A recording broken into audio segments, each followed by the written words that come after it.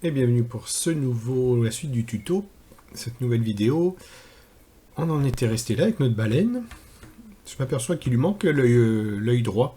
Donc pour ça, ce qu'on peut faire, c'est dupliquer ce subtool. Et ici, vous avez un gros bouton duplicate. Donc on clique. Ça a mis un deuxième subtool, le même, l'un sur l'autre. Donc on sélectionne l'un ou l'autre, vu qu'ils sont au même endroit pour le moment. Et on va cliquer dans Déformation. Et là, vous avez plusieurs opérations possibles que ZBrush vous propose. Là, nous, on va choisir le deuxième, miroir. Là, vous voyez, vous avez des petites lettres X, Y, Z. Vous choisissez l'axe à partir duquel vous voulez faire un miroir. Bon, X, c'est bien pour nous pour le moment. Donc, on va cliquer Mirror. Et donc, il a déplacé par rapport à l'axe notre œil qu'on avait dupliqué. Donc, notre baleine est là. Ce qu'on va lui faire, c'est lui donner, je vais vous montrer comment on peut donner un mouvement rapide à une forme, à un mesh. Je vais me mettre du côté de notre référence. Je clique, j'appuie sur espace. Par exemple, on peut lui donner, on va essayer de lui faire prendre une courbe un peu, qui monte, et puis lui faire courber un peu l'arrière de la queue. Alors pour ça, on prend l'outil Move, l'outil Gizmo,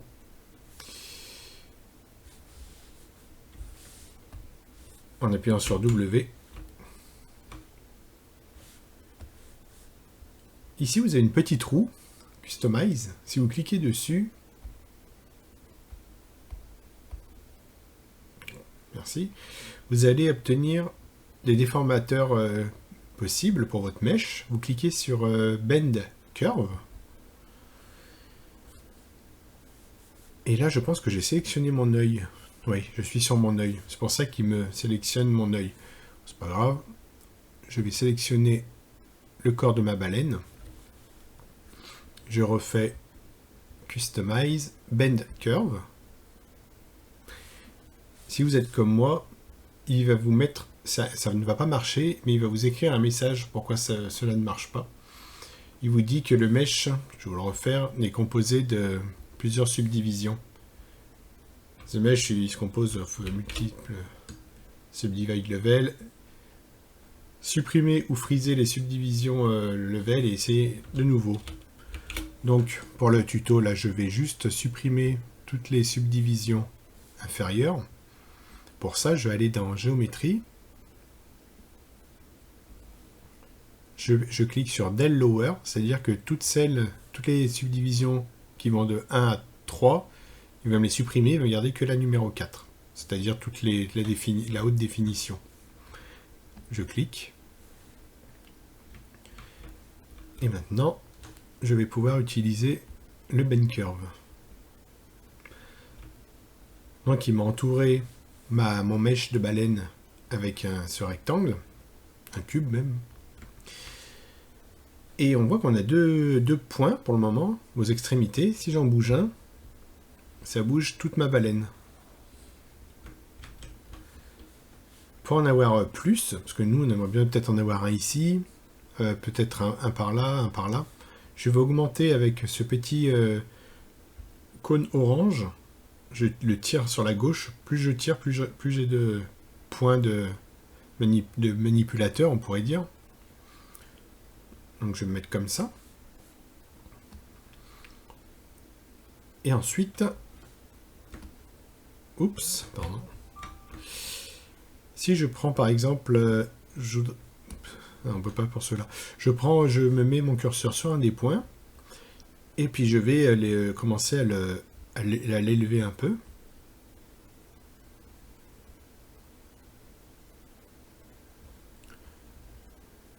La queue elle est recourbée sur la fin. Je peux baisser un peu du coup celle-ci peut-être.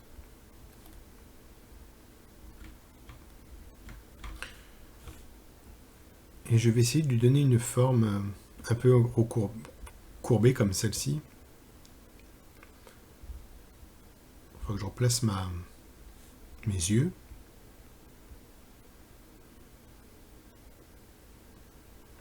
Là, il faudrait que plus tard, une fois que j'aurai appliqué mon déformateur, je vais venir rehausser ou abaisser un peu ma peau, parce que là, ça fait une bosse.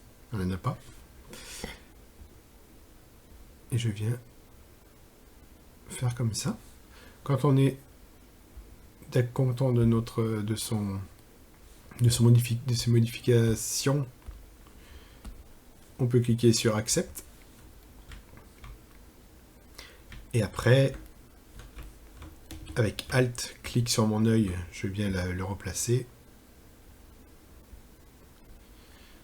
Je reclique Alt, clique sur ma baleine, et puis je vais venir avec la broche Move, dont j'agrossis le diamètre. Je viens remettre un peu de droiture dans le dos de ma baleine. Je smooth.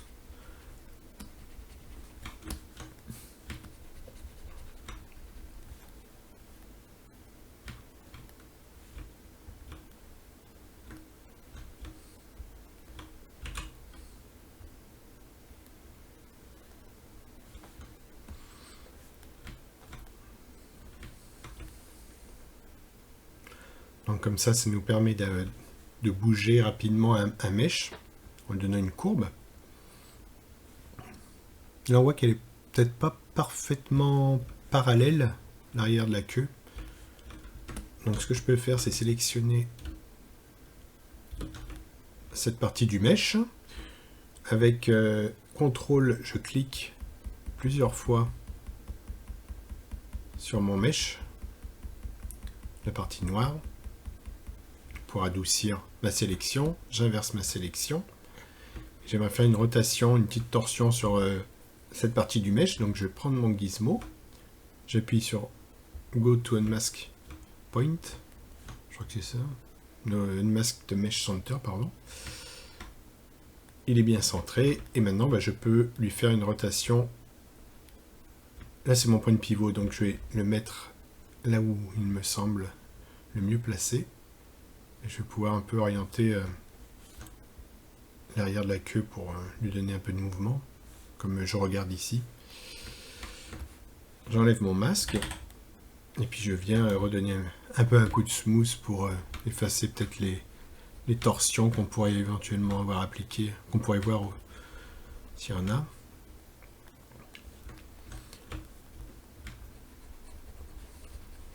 Donc voilà, après avec les différentes broches qu'on a vues ensemble, vous allez pouvoir améliorer la qualité et les détails de votre baleine. Et ensuite, ce qu'on peut voir ensemble, c'est peut-être vous voulez lui donner, vous voulez lui mettre une couleur, la colorier. Donc ça va se faire avec du Polypaint. Donc je vais voir dans mes subtools d'abord. Polypaint, je vais l'allumer, c'est-à-dire qu'on va pouvoir voir les couleurs que je vais lui appliquer.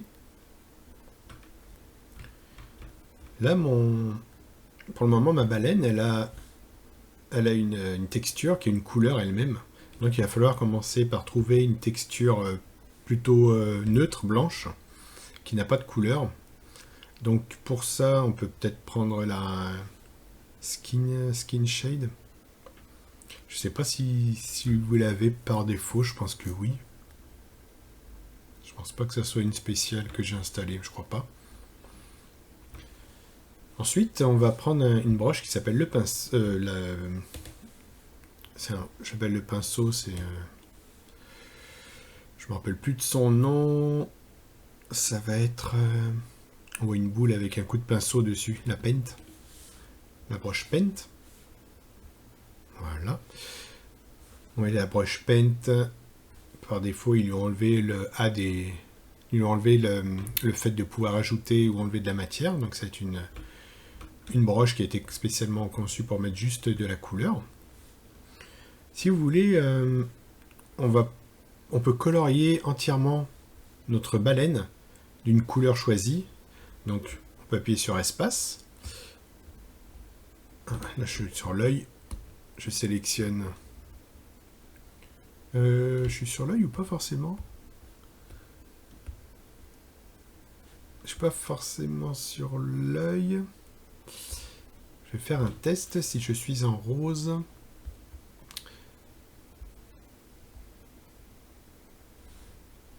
Fill object, ok. Donc vous choisissez une couleur. Bon bah là j'ai pris rose, on va dire que c'est pas la meilleure. On va prendre du bleu. Bleu. Alors en couleur je suis plutôt mauvais. De toute façon qu'elle est. On peut essayer de choisir la base un peu de cette couleur.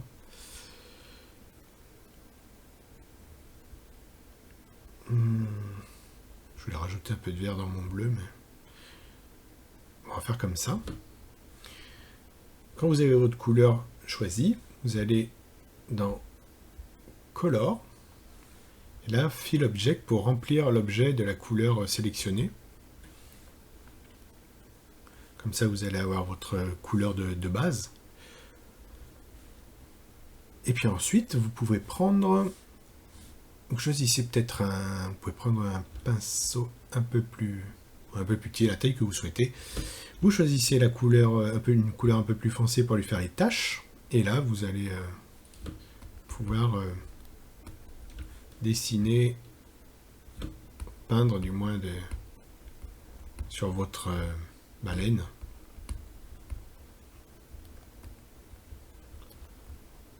Ces taches. Tac, tac, tac, tac, tac. Vous pouvez smoother avec majuscule et vous restez appuyé. Il va adoucir les contours entre le fond et entre les deux couleurs qu'il va trouver sous son pinceau.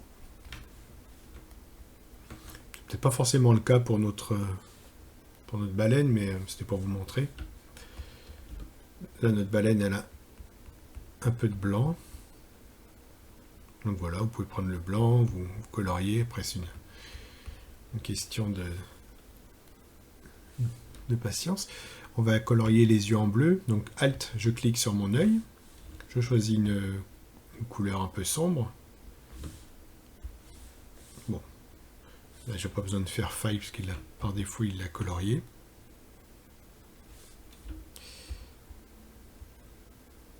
Si j'ai besoin de faire File parce qu'effectivement par défaut il va prendre la couleur que vous allez choisir. Donc il faut bien la remplir.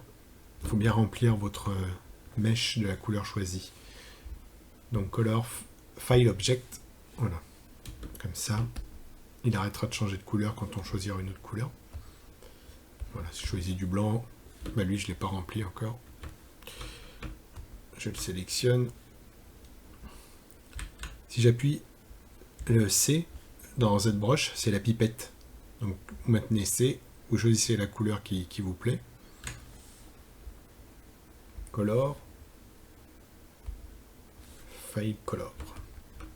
Vous pouvez bien sûr activer aussi votre symétrie avec X pour peindre pareil des deux côtés. Il faudra étudier si la baleine est pareille des deux côtés. Ensuite, vous peignez, vous voyez, point par point. Enfin, avec un pinceau qui n'a pas d'alpha. On peut choisir un alpha, pardon, une façon d'être appliqué, un stroke différent. Le spray, ça peut vous donner, ça va vous balancer plein de petits points. On le choisit. D'une couleur de la même couleur qui va plus ou moins s'éloigner, vous allez voir. Donc là, ça s'éloigne vraiment beaucoup. Vous allez me dire non, parce que j'ai un bleu plutôt foncé. Là, c'est le noir. Là, c'est le bleu. Ouais, ça va jusqu'au blanc. Donc, pour que ça s'éloigne un peu moins de notre couleur qu'on a choisie, on va prendre la variance, Color Intensity Variance. On va descendre un peu, que ça ne varie pas trop. Et là, ça va rester plutôt aux alentours du bleu qu'on a choisi, là, celle de droite.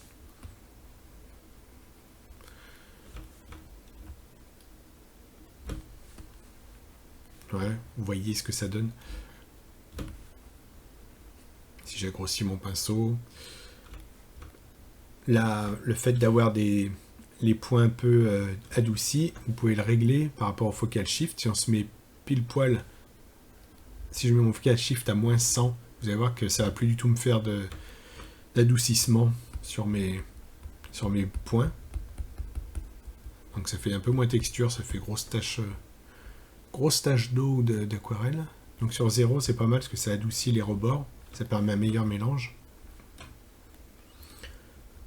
Je peux prendre cette couleur avec C, la pipette, puis je peux venir en rajouter, ou en enlever plutôt, pardon. Je sens que j'en ai trop. Voilà, elle est un peu passée dans un bain de pétrole, la pauvre. Donc après, bah, ça va rester voilà, de la patience. Moi, la texture, j'ai un peu du mal avec. Tac, tac, tac. Donc c'est ce qu'ils appellent du hand painting, peinture à la main.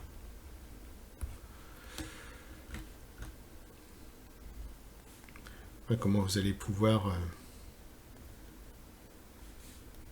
colorier votre baleine. Je me remets en blanc, là elle a une petite bosse blanche, une petite tache blanche. Vous pouvez faire des dégradés si vous n'écrasez pas trop votre pinceau. Voilà. Hop, comme ça. Vous pouvez reprendre le mode spray, choper un peu, oula, C pardon, pour choper la couleur, venir en remettre un peu par là.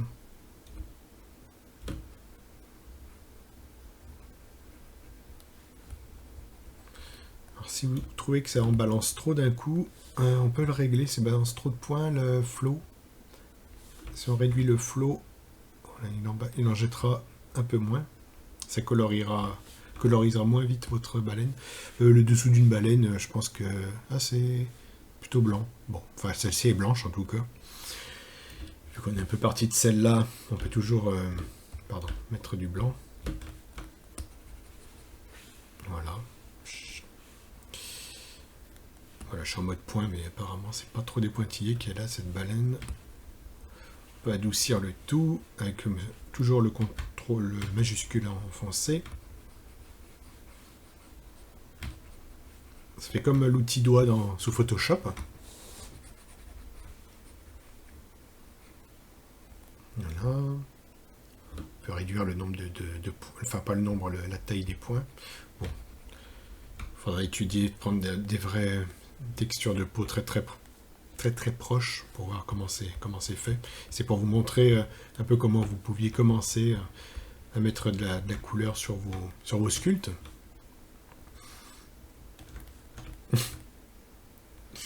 Bon, voilà la baleine. Elle n'est pas top en forme. Et puis après, une fois que vous avez fait ça, si vous voulez avoir un aperçu de votre baleine avec des calculs un peu moins, comment on peut dire, moins en preview, vous pouvez calculer sur BPR. Et il va calculer avec des ombres. Oui, il a mis une ombre. Après, ça c'est encore autre chose avec les lumières qu'il va falloir gérer, le nombre de rayons, de choses comme ça. Si vous voulez un rendu un peu mieux, vous pouvez toujours aller dans Render. Allez dans BPR Shadow, là vous mettez. Je vais docker ça, c'est du temps que ça s'en aille. Donc 100, résolution 1000. L'angle, ça va adoucir ça va adoucir les ombres. Le rendu sera un petit peu différent. Vous voyez, il est plus doux. C'est vrai que je préfère faire des rendus plus doux. C'est personnel après. Mais bon, c'est un rendu, il n'y a pas grand chose à rendre. Hein. On n'a pas fait beaucoup de détails. Et j'en profite aussi, c'est que, vous voyez, là on est en mode spray. Si on se met en mode clé build-up, vous pouvez aussi avoir accès au mode spray. Et ça ouf. Alors, ouais, là ça vous balance des petits carrés, parce que la méthode d'application, il vous montre des ronds, mais c'est des la projection de petits, je vous le montre, de petites projections, pardon, mais cette broche, elle a l'alpha carré. Donc vous pouvez choisir une autre alpha, peut-être circulaire, et là ça va vous faire pas une texture, mais des détails avec des petites bosses. Je sais que parfois les baleines, je sais plus, un peu par là, elles ont des aspérités. Donc en regardant une référence, voilà, où vous mettez les aspérités de la taille qu'il faut. Et comme ça, vous pourrez rajouter assez rapidement du détail à votre sculpte. Là, on est allé un peu vite pour vous montrer. Toujours, vous pouvez les adoucir avec Smooth. Si vous avez changé une broche, vous vous rappelez plus, quand vous la reprenez, mais par exemple, vous changez là, vous prenez celle-ci, vous reprenez la clé Build-Up, et vous voyez, elle a gardé l'alpha. Et vous dites, vous ne vous souvenez pas, vous n'avez pas retenu par cœur les alphas, tout ça. Vous pouvez cliquer sur la broche pour lui faire un reset de toutes les broches. Vous allez tout en bas. Je pousse ma baleine. Et c'est marqué Reset All Broche. Si vous cliquez dessus, il va reprendre les valeurs par défaut. C'est-à-dire que maintenant, si je reprends, lorsque vous ouvrez cette broche, du coup maintenant, si je reprends ma clé Build-Up, il a repris le bon alpha et la bonne façon de l'appliquer. Ça vous permettra de ne pas être perdu si vous voulez toucher aux broches et vous avez peur de tout casser, vous faites un reset broche et comme ça, vous allez retrouver les valeurs par défaut. Et puis, puisqu'on en est un peu au rendu, mais alors c'est pour survoler, dans Light, là j'éteins la lumière, je clique, j'allume la lumière, je pose ma lumière à gauche ou à droite de ma baleine, là c'est l'intensité de ma lumière, je fais un rendu.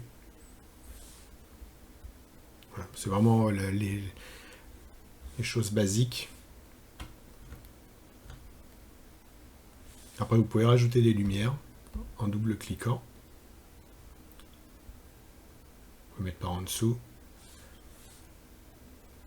Alors, je trouve qu'on a du mal à voir quelle lumière est sélectionnée. Il y a un petit léger contour blanc, je crois, mais...